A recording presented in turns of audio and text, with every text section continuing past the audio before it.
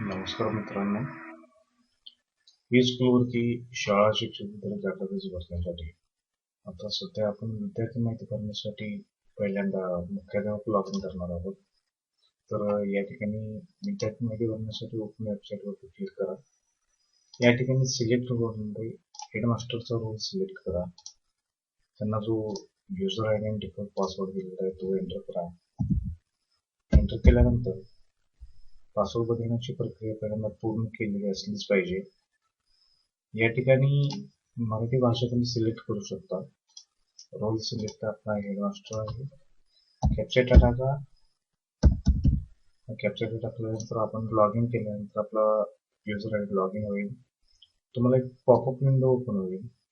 जर ही popup window open होत नसेल तर अलाउ पॉपअप विंडो करणं आवश्यक आहे. या ठिकाणी सुरुवातीला शाळा माहिती दिलेली आहे. शाळा माहिती भरा. यामध्ये मुख्याध्यापकाचं नाव, आडनाव, पहिलं नाव आणि शेवटचं नाव.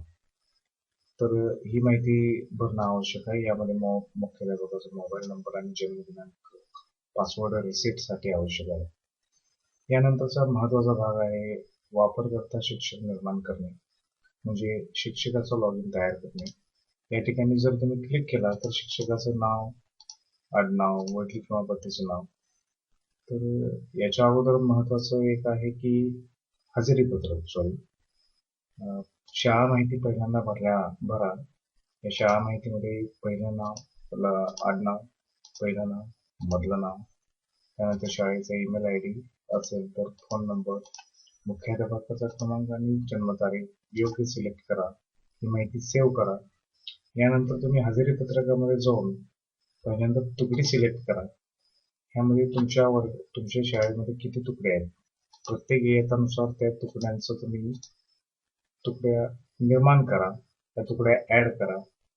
ऍड केल्यानंतर तुम्ही वापरकर्ता देखभालमध्ये, म्हणजे इंग्रजीमध्ये मॅनेजमेंट हा ऑप्शन येतो. यामध्ये वापरकर्ता शिक्षण निर्माण करा. यामध्ये क्रिएट टीचर हा ऑप्शन येतो. तो तुम्ही सिलेक्ट केल्यानंतर तुम्हाला शिक्षकांचा हा डाटा भरावा लागेल. यामध्ये जिथं स्टार दिसतोय तो कंपल्सरी आहे. यामध्ये भ्रमणध्वनी क्रमांक आवश्यक आहे, म्हणजे मोबाईल नंबर आवश्यक आहे. मोबाईल नंबर आणि ईमेल आय डी हा प्रत्येकाला असणं आवश्यक आहे.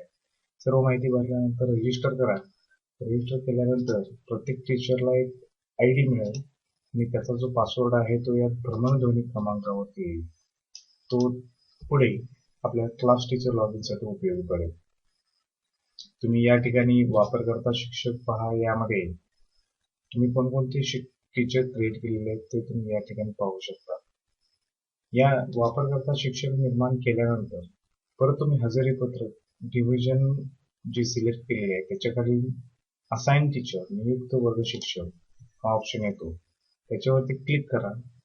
यामध्ये कोणत्या वर्गासाठी, कोणत्या तुकडीसाठी तुम्ही कोणत्या शिक्षकांना असाइन करणार आहात, म्हणजे वर्ग वाटणीचा प्रकार आहे तो तुम्ही योग्य सिलेक्ट करा आणि हा भाग ऍड करा. तर इतका भाग तुम्ही कंप्लीट केल्यानंतर तुम्हाला तुमचा डाटा क्रिएट होईल, मुख्याध्यापकाचा डाटा क्रिएट होईल आणि शिक्षकाला त्याचं लॉग इन मिळून जाईल. धन्यवाद. ई स्कूलवरती तुम्ही हा व्हिडिओ पाहताय. तर आणखी व्हिडिओ पाहण्यासाठी तुम्ही यूट्यूबला रजिस्टर करू शकता. रजिस्टर करण्यासाठी www.youtube.com/surajshikdwala या युजर आय डी वरती तुम्ही आपले सर्व व्हिडिओ पाहू शकता. थँक्यू.